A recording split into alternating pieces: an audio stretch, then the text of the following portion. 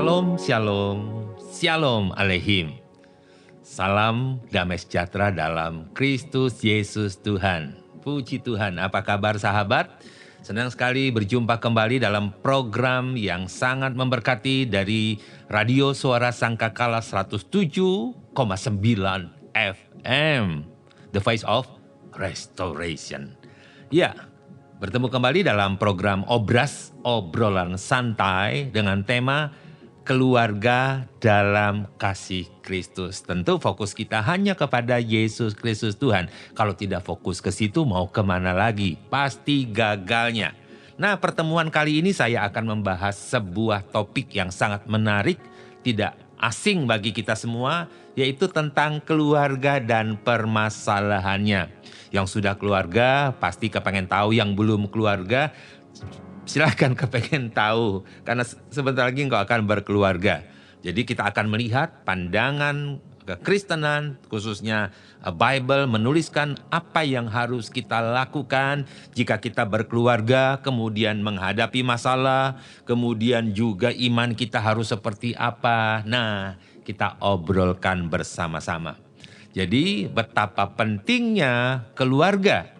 Ya tentu saja home sweet home. Ya, keluarga yang bahagia, keluarga yang sejahtera, keluarga yang berfondasikan Yesus Kristus Tuhan. Dia memprotek, dia menolong, dia memberkati kita semua. Nah, di dalam kitab suci khususnya Bible kita, keluarga memiliki peran yang sangat sekali penting.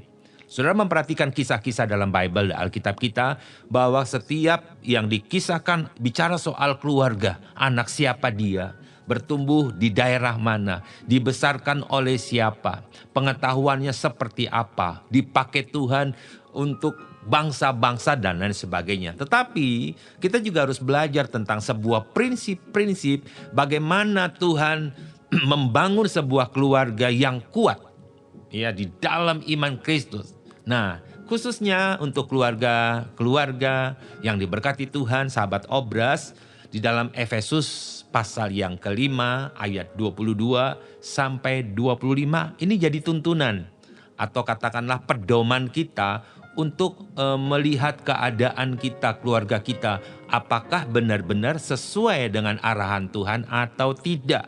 Dikatakan begini, jadi ada sebuah petunjuk oleh Rasul Paulus bagaimana peran suami, kepala keluarga, dan istri, ibu rumah tangga, dan bagaimana kasih Kristus menjadi sebuah dasar yang kuat dalam hubungan suami istri. Ayat 22 dari Efesus pasal 5 berkata demikian, para istri, tunduklah kepada suamimu, masing-masing seperti kepada Tuhan.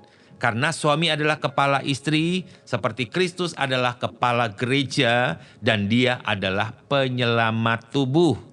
Karena itu, sebagaimana gereja tunduk kepada Kristus, demikian pula para istri kepada suami mereka masing-masing dalam segala hal. Ayat 25, para suami, kasihilah istrimu masing-masing, sebagaimana Kristus mengasihi gereja, dan telah menyerahkan dirinya untuk itu. Nah, ini adalah kalimat perintah. Tunduklah. Para istri, kenapa terjadi pertengkaran ketika masalah terjadi? Penundukan diri kurang mungkin ya. Dikatakan tunduklah kepada suamimu masing-masing. Jadi masing-masing istri punya suami, kemudian tunduknya itu seperti tunduk kepada Tuhan. Kenapa? Karena suami adalah kepala istri, seperti Kristus adalah kepala gereja dan dia adalah penyelamat tubuh. Iya betul, saya mau tunduk tapi suami saya model begini. Bagaimana saya bisa tunduk? Kasar, bagaimana saya bisa tunduk? Bisa mati saya, mati berdiri gitu ya. Kemudian suami saya tukang selingkuh, gimana saya bisa tunduk? Justru dia menyakiti hati saya. Kalau boleh saya lawan dia. Nah, kenapa? Karena para suami tidak mengasihi istri, makanya istri tidak mau tunduk. Nah, sebenarnya poinnya adalah di ayat 25 lebih dahulu, para suami, nah suami yang merasa suami, kasihilah istrimu masing-masing seperti Kristus mengasihi gereja dan telah menyerahkannya untuk itu. Jadi patronnya, teladannya itu adalah Yesus kepada kita, gereja Tuhan. Makanya seorang suami kalau mau suaminya hormat dan tunduk kepada suami, kepada keluarga, dia harus mengasihi. Kalau dia tidak mengasihi, jangan harap mau tunduk. Tapi bagaimana jika saya sudah terlanjur nih pastor menikah dan saya harus hormat kepada dia dan kemudian saya belajar tunduk sementara dia tidak mengasihi saya.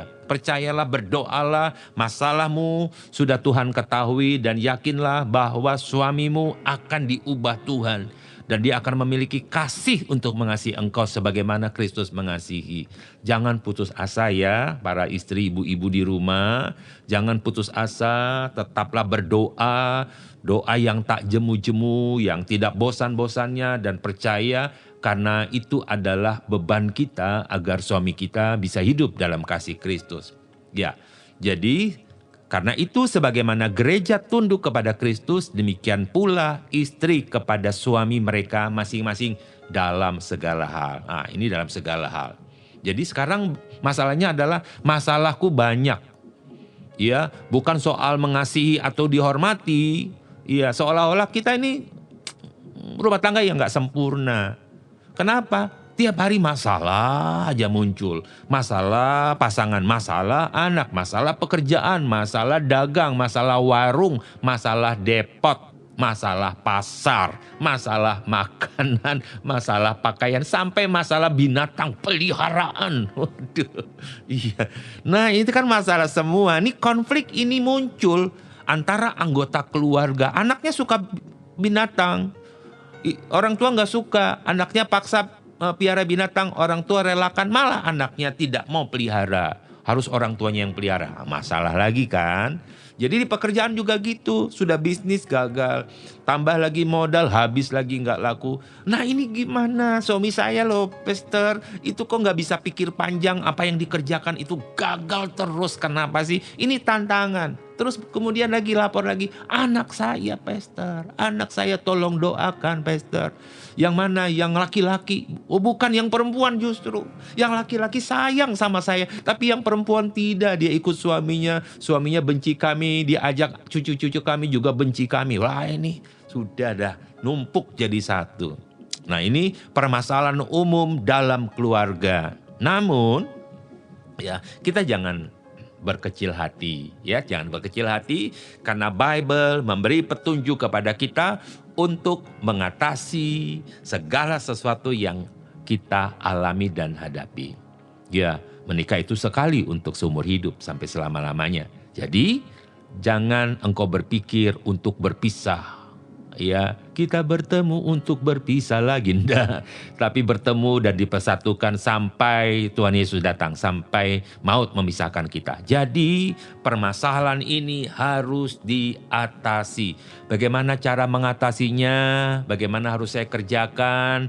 Nah, tentu saja ada solusinya, ya, ada tuntunannya, ada firman Tuhan, sehingga ketika kita menghadapi permasalahan, kita diajar, kita dididik, kita diberi pengertian, kita dikasih kesabaran, kita dikasih solusi, kasih Kristus. Berdoa ya pasti dong, berdoa. Terus kejujuran ya pasti dong, kejujuran. Pengampunan, nah ini yang susah pastor.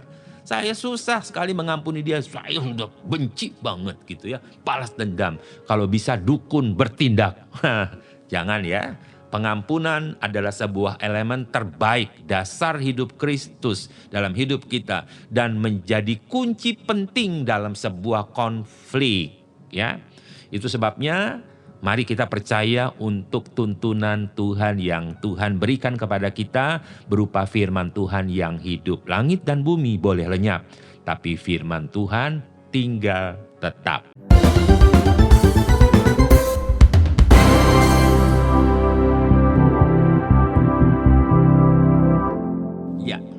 Kembali pada segmen solusi dalam kasih Kristus dari permasalahan keluarga. Tentu saja tidak mudah berkeluarga. Keluarga pertama dibangun oleh Yahweh Elohim di Taman Eden, Adam dan istrinya Hawa. Dan kemudian berkembang keturunan demi keturunan sampai pada kita semua. Jadi ketika keluarga menghadapi permasalahan, kita diajarkan ada sebuah solusi dalam Kristus, ya. Pengampunan, tetap berdoa, hidup dalam apa yang Tuhan mau.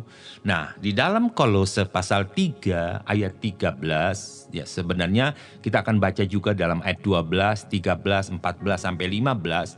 Ini merupakan sebuah fondasi yang kuat. Sekali lagi, ayat ini merupakan fondasi yang kuat untuk memulihkan hubungan dalam keluarga. Di dalam ayat 12 dari Kolose 3 dikatakan, oleh karena itu sebagai orang-orang pilihan Elohim yang kudus dan yang dikasihi. Anda adalah orang yang dikuduskan Tuhan, dibenarkan dan dikasihi oleh Tuhan.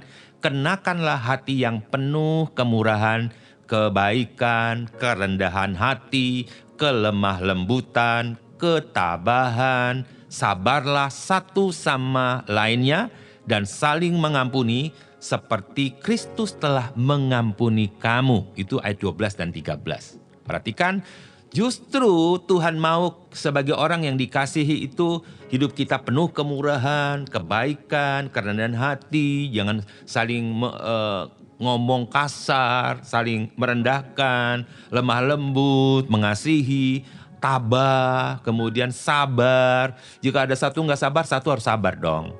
Kenakanlah kasih gitu ya, saling mengampuni seperti Kristus mengampuni kamu. Jadi rupanya ampuni pasangan kita. Ada yang berkata, aduh kalau dari dulu aku tahu bahwa aku harus belajar mengampuni. Wah pasti dulu waktu disakiti oleh suamiku, aku mengampuni dia. Tapi nggak apa-apa, nggak terlambat kan? Artinya sekalipun sudah berlalu, akhirnya kita punya hati yang mengampuni suami. Ataupun sebaliknya, suami mengampuni istrinya. Ayat yang ke-14, dan di atas semuanya itu, kenakanlah kasih sebagai pengikat kesatuan yang sempurna. Bukan cuma cinta doang loh ya, tapi kasih. Ini kasih berasal dari Kristus, agape, kasih Elohim yang sempurna, kasih tanpa syarat. Kasih yang mengikat kesatuan yang sempurna. Jadi tidak ada perceraian. Dia ikat kesatuan antara dua jadi satu menjadi kesatuan yang kuat dan sempurna. Dan ayat 15 bilang begini. Dan hendaklah damai sejahtera Elohim memerintah dalam hatimu. Nah setelah itu kita akan melihat bahwa damai sejahtera ada dalam hati suami, istri, anak dan seluruh rumah tangga keluarga kita. Sebab untuk itulah kamu telah dipanggil menjadi satu tubuh dan bersyukurlah. Ini sering kita lupa bersyukur, berterima kasih. Kita hanya komplain, kita tidak berterima kasih, kita tidak bersyukur dari apa yang kita dapatkan. Nah, kalau kita sudah tahu bagaimana sebuah solusi dalam Kristus, maka selanjutnya adalah kita mulai bangun keluarga yang berdasarkan fondasi kasih Kristus. Bangun, ayo bangun rumah tangga. Kenapa? Sebab jika bukan Tuhan yang membangunnya sia-sia. Nah, sebagian keluarga Kristen kita diajarkan membangun rumah tangga berdasarkan kasih Kristus yang di awal sudah saya jelaskan. Ini artinya kita melibatkan Yesus dalam segala hal. Mari libatkan Kristus dalam segala hal. Di dalam bisnis, pekerjaan, kehidupan, rumah tangga, anak-anak, masa depan, segala hal. Mari libatkan Kristus dengan kasih-Nya untuk membangunkan keluarga kita. Nah, di dalam Mazmur 127 ayat 1 dikatakan begini, ya, nyanyian Syiarah dari Salomo, jikalau bukan Yahweh yang membangun rumah. Artinya begini, harusnya Yahweh yang membangun rumah. Kalau bukan Yahweh yang bangun rumah, akibatnya adalah mereka yang membangunnya dengan berjerih lelah, dengan sia-sia. Jadi kalau bukan Yahweh yang menjadi fondasi, menjadi kekuatan yang membangun rumah tangga kita, maka walaupun kita berjerih lelah, pagi, siang, sore, malam, bolak-balik begitu, maka jadi sia-sia. Roboh juga, goyah juga, goncang juga. Nah, jikalau bukan Yahweh yang menjaga kota, nah akibatnya kalau bukan Yahweh yang menjaga kota, maka penjaga telah berjaga dalam kesia-siaan. Artinya dalam hal membangun rumah tangga, izinkan Yahweh yang membangunnya. Dalam hal proteksi menjaga kita, izinkan Yahweh yang membangunnya. Jadi dengan demikian kita memahami benar bahwa ketika kita melibatkan Tuhan dalam segala aspek kehidupan rumah tangga, kita yakin bahwa Dia Yahweh yang menyertai dan memberkati kita. Ya, mari perhatikan di dalam kehidupan kita, kita percaya bahwa itulah caranya Tuhan menolong kita. Ada sebuah quote atau kalimat bijak yang saya dapatkan. Kita bisa memberi sesuatu tanpa mengasihi. Ada orang bisa kasih orang, bantu orang, nolong orang tanpa kasih. Ketemu orang di jalan dikasih nasi kotak, nasi bungkus. Ada orang yang butuh sesuatu dia bisa bantu. Tanpa kasih pun seseorang bisa lakukan. Tetapi kita tidak dapat mengasihi tanpa memberi. Kita tidak dapat mengasihi tanpa memberi. Artinya orang yang mengasihi dia pasti memberi.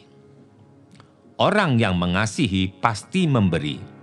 Ya, orang yang tidak mengasihi bisa memberi. Tetapi orang yang mengasihi dia pasti memberi. Kata pasti dan kata bisa itu perbedaan. Ya, jadi Anda adalah orang yang mengasihi, sahabat adalah orang yang mengasihi dan yang memberi. Tadi yang saya katakan, kemurahan hati, kesabaran, kelemah lembutan, ya, kebaikan, pengampunan. Oh, banyak hal kita berikan karena Anda memiliki kasih Kristus.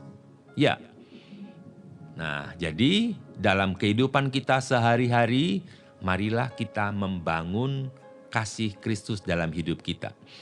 Di dalam hidup berkeluarga, khususnya hubungan suami istri, kita mengenal ada 5 love language. Jadi ada 5 bahasa cinta. Yang pertama, words of affirmation. Ya, kata-kata ungkapan. Masih adakah kata-kata ungkapan? Wah, kamu cantik loh, kamu baik loh. Kamu cocok pakai baju ini. Wah, serasi banget, matching loh. Gitu-gitu masih ada nggak? Atau sudah hilang? Masih ada nggak? Ayo, bertanyalah pada pasanganmu. Yang kedua, quality time. Quality time, adakah waktu-waktu yang berkualitas bersama? Entah itu di ngobrol, di ruang tamu, di kamar, di dapur, ya di halaman. Pokoknya quality time. Setiap waktu dijadikan waktu yang berkualitas. Yang ketiga, acts of service. Acts of service. Artinya suka melayani. Menyiapkan, memberi, bikin ini itu, tiba-tiba muncul pisang goreng, ya, tiba-tiba muncul makanan enak, gitu ya, tiba-tiba muncul ayam goreng, trawulan, ayam spesial, tiba-tiba muncul lauk-lauk yang menyenangkan gitu ya. Jadi acts of service, ada sebuah pelayanan yang membuat kita senang sekali orang karena mengasihi. Yang keempat adalah receiving gift, ya. Kita seringkali diberi sesuatu dan kita sangat senang. Sederhana memberi, apakah cuma kembang, apakah cuma permen, apakah cuma roti bolu gitu ya, apakah cuma tape gitu ya. Ketika pasangan Anda kepengen, aku pengen makan tape, aku pengen makan rawon, dan kemudian kita beli, betapa senangnya dia. Ya, ketika dia menerima pemberian itu. Nah, yang terakhir adalah physical touch. Physical touch itu bicara soal bukan cuma seks melulu, tapi sentuhan. Mungkin dengan memeluk, mungkin dengan pegang tangannya, mungkin cuma duduk rapat, mungkin cuma menyandarkan kepalanya di bahu kita. Iya, ada sebuah sentuhan di fisik kita membuat dia nyaman. Nah, banyak orang melupakan hal ini. Mereka hanya berpikir, saya udah kerja, nggak usah bikin repot, pusing saya kerjaan, nggak usah datang-datang, nggak usah bolak-balik. Gak usah ini itu, saya akan membuktikan dengan cara saya. Oh tidak selalu segampang itu, karena pasangan kita juga memiliki hal-hal yang dia butuhkan. Jadi Five Love Language bicara soal bagaimana kita mengungkapkan perasaan kita, bagaimana quality time, waktu-waktu menjadi berharga, menjadi indah, bagaimana acts of service, apa yang kita lakukan sebagai tindakan kita mengasihi dengan melayani, receiving gift, memberikan sesuatu yang terbaik, dan physical touch. Mungkin ada poin-poin yang menjadi dominan Anda pada hari ini. Mari kita belajar untuk saling mengasihi. Bukankah firman Tuhan berkata, demikianlah para suami harus mengasihi istri mereka masing-masing seperti tubuhnya sendiri. Siapa yang mengasihi istrinya sendiri, ia juga mengasihi dirinya sendiri. Jadi, jika kita mengasihi pasangan kita, sama seperti kita mengasihi diri kita. Jika kita merawat pasangan kita, maka seperti kita merawat diri kita. Jika kita membuat pasangan kita sehat, menarik, cantik, dan lain sebagainya, maka akan kembali ke kita sehat, kita gagah, dan lain sebagainya. Ya, mengasihi pasanganmu, istrimu, sama seperti mengasihi dirimu sendiri. Biarkanlah pernikahan kekristenanmu dari cinta menjadi kasih. Dari hanya sekedar perasaan cinta berubah menjadi tindakan kasih. Sebagaimana Yesus telah mengasihi kita. Ya, puji Tuhan. Terima kasih sudah bergabung dalam program Keluarga Dalam Kasih Kristus dalam acara Obras Obrolan Santai. Dan saya percaya biarlah obrolan kita menjadi inspirasi untuk kita masing-masing membangun keluarga yang kokoh di dalam Kristus. Memahami bahwa setiap permasalahan dapat diatasi oleh Kristus dengan kuasanya. Dan perkuat hubungan keluarga kita. Jadi keluarga yang diberkati, yang penuh kasih Kristus dan menjadi berkat. Sampai jumpa pada episode berikutnya. Tuhan Yesus memberkati kita semua. Amin.